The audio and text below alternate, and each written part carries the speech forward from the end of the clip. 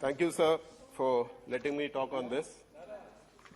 At the outset, I would like to congratulate our Honorable Finance Minister for having put all her energy. She has led very dynamically with a lot of enthusiasm to put the country's economy back on a revival trajectory. And I would also point out that quarter-on-quarter GDP growth of 8.4% was reported on constant prices. And further, for the first half of this financial year, a GDP growth of 13.7% was reported on the corresponding period of the previous year. And even the GST collections have substantially increased year on year. I respect what the senior Dada has spoke, but I think the rise in inflation and the rise in GST collections, there's a lot of difference.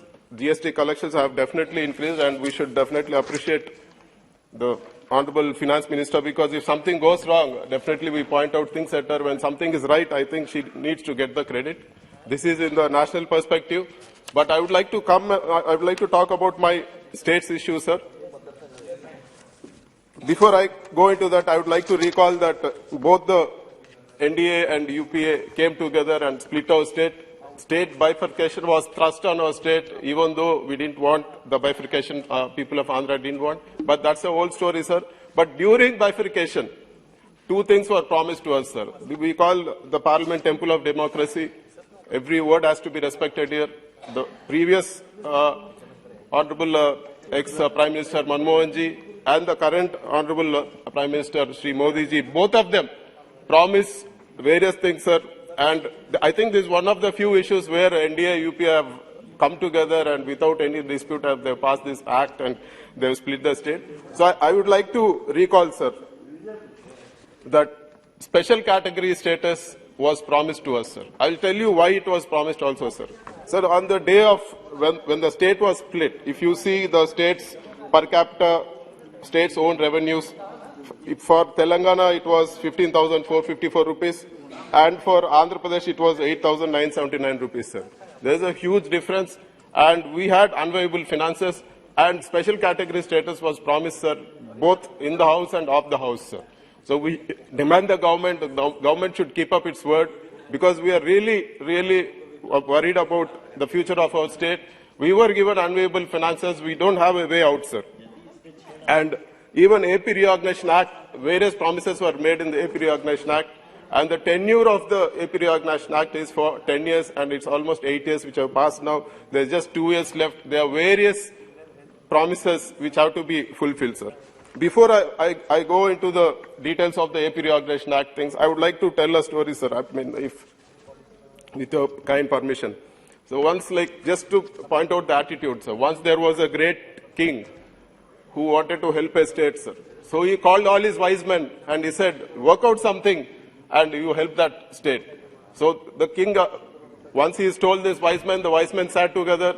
They said, okay, we will give you a painting of a majestic tiger so that you will overcome all your troubles and things. It will be a very valuable asset, sir. So the wise men sat and they said, okay, the tail should not be so long, make it a little bit short. And they said, one other wise man said, so many stripes are not there in most of the tigers, so reduce the stripes. And one more person said, make the ears short. And one more wise man said, the paws are big, make them small. And finally, the people were were anticipating what was there, and there was a big unveiling ceremony. Finally, it was unveiled. They found a cat, sir. It was not a tiger. It was a cat. I just want to tell this story because I want to point out the attitude, sir. All the promises made in the AP Reorganization Act, they're finding one way or the other, sir. There were some irresponsible answers, which I don't want to mention the name. They were saying the tenure of AP Reorganization Act is for 10 years, and it's only 8 years past. Still, we have 2 years to fulfill, sir. What is this sort of answers, sir? We don't accept this sort of answers. Even Polavaram project, they find n number of reasons saying a lot of funds are blocked. Even the revenue deficit gap, there have been a lot of issues which have been pointed out and not fulfilled. Even Petro corridor, now we've been asked to pay viability gap with thousands of crores upfront for setting up the Petro corridor. Even the backward districts grant, which was promised to us, it is very meager, sir. We were promised in the lines of Bundelkhand package or anything. We don't understand why we are being treated like this, why Andhra Pradesh is being treated in this most pathetic way.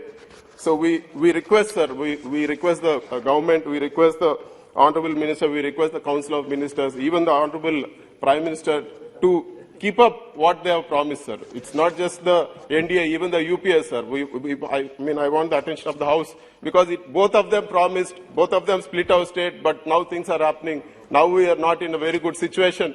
So we want the government to help us out in this situation, sir. I would like to point out about the Polavaram project, sir. The Polavaram project was started by late Honorable Chief Minister Y.S. Rajashekhar Reddy. It was designed for 194 TMC. And the project was the execution started before the AP Reorganization Act was announced and before the state was split. The design was for 194 TMC, sir. But if you see, after the AP Reorganization Act was passed, and I think I should read out what was written in the AP Reorganization Act also, sir. It says the Polavaram irrigation project is hereby declared to be a national project. And the other point which I would like to read out is the central government shall execute the project and obtain all requisite clearances including environmental, forest, rehabilitation and resettlement norms. Sir, what does this mean, sir? It means that central government will execute this project and whatever was designed, whatever was planned for 194 TMC, it will be executed and the whole payment will be made, all clearances will be done. What happened after that is really, I think it's really pathetic, sir, because I want to bring to the notice of the House, sir. After a while, they said, like, we will not permit drinking water component. No other national project in the country, there has been a discrimination for drinking water and irrigation component, which is not fair. And even the revised cost estimate, though it was approved by Technical Advisory Committee, and even the revised cost committee have approved for 55,656 crores. They said, no, we will accept only the one earlier, and it has not been approved in the cabinet. Sir, how are we concerned with this, sir? You clearly promised that we will finish the project at 194 TMC. Whatever was being executed, it was not changed after the Reorganization Act was done or after the state was split. It was designed for 194 TMC, sir. It's basic logic. But why should we go through all this, sir? Why is the central government not executing this project?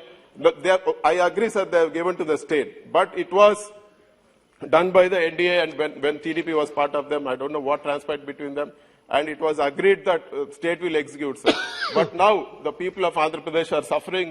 Polavaram project is the lifeline of Andhra Pradesh. Through yourself, I request the Honorable Finance Minister, Madam, kindly permit the water component, Madam, because no other national project there is a discrimination for water component and the irrigation component. So kindly permit this so that the project will not be hampered. And we also request, ma'am, I know you have constraints, it has to go to the cabinet. I also request you to consider sending the revised cost estimate of 55,000 crores to the cabinet so that the project is executed, ma'am. Sir, and I would like to talk about the other things also, what is there, sir. There is inadequate coverage of beneficiaries under National Food Security Act for Andhra Pradesh. So if you see the national level, 75% of the rural population and 50% of the urban population are covered under targeted public distribution system. But for our state, sir, though our GSDP is much lower than various other states comparatively, we have only 61% of rural population and 41% of urban population covered under targeted public distribution scheme. For example, you compare with Karnataka, Gujarat, Maharashtra, they all have above 75% or 76%, but we have only 60%. So I would like the government to take a note of this and kindly help us out in this. And a request for pending amount of almost 1,700 crores is pending with civil supplies. It's the 10% withheld amounts for the past 6 years. Almost 1,700 crores is pending, and we put several requests for this. And there's one more promise made on the floor of the House. It says that resource gap funding by Government of India for the first year after the bifurcation took place. So even the CAG has audited and given the they've pegged it at 16,078 crores, and there was another other things. So the total resource gap for that year was 22,948 crores. But subsequently, they came up with a new concept of a standardized expenditure, and we were permitted only 4,000 crores, 4,117 crores. So through yourself, I request the Honorable Minister and the government, sir, to consider this and help us out. And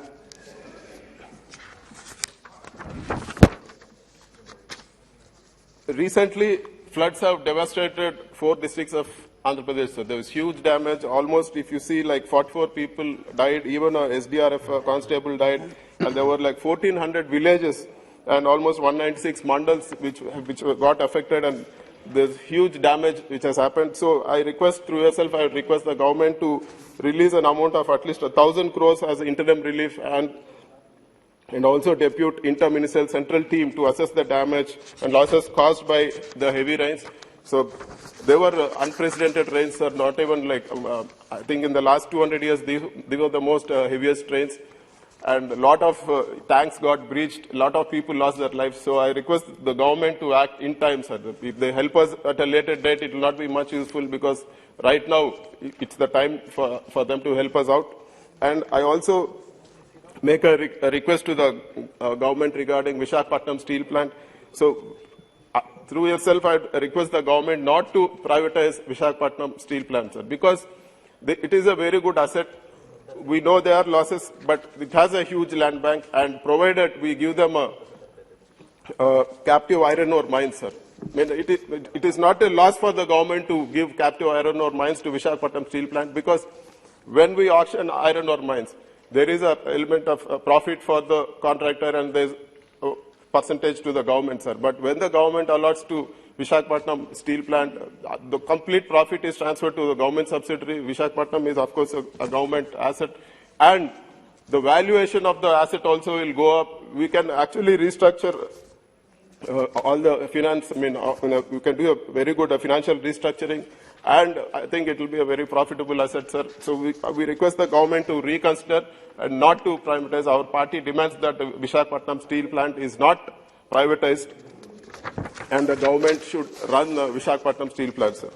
And I will also like to bring to the notice of the government that post-bifurcation, we don't have tier 1 cities, sir. We have all medium-sized cities. So we are not getting enough investments in the medical sector. We suffered in COVID, sir. Our patients had to go to Hyderabad or Bangalore or Chennai for better treatment.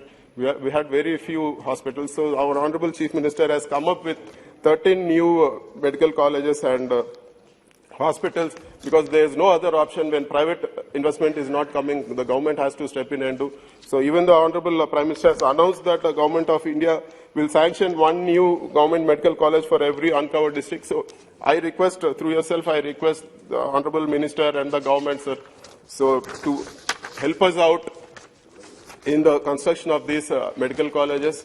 And I would also like to bring to the notice of the Minister that she has that cryptocurrency, whatever regulation is being done. I would also know. I'd also like to understand what is the what regulation or what's the government doing to regulate these non-fungible tokens, because it is also it also needs to be regulated. And in the end, sir, I request the government, sir, to increase our MP lads, because MP lads are most effectively used when we go into the constituency. We can help people then and there. We don't need, it cuts down the red tape. So the amount we increase is directly going to go into the, going to help the public, sir. So through yourself, I request the Honorable Finance Minister to consider increasing MP lads. And in the end, I request once again, I request the Honorable Finance Minister and I request the government, I request even the Prime Minister to be sympathetic towards Andhra Pradesh. Please help us out. We have suffered enough, and the tenure of the AP Reorganization Act is just 2 more years. So kindly help us out. Thank you, sir. Thank you very much.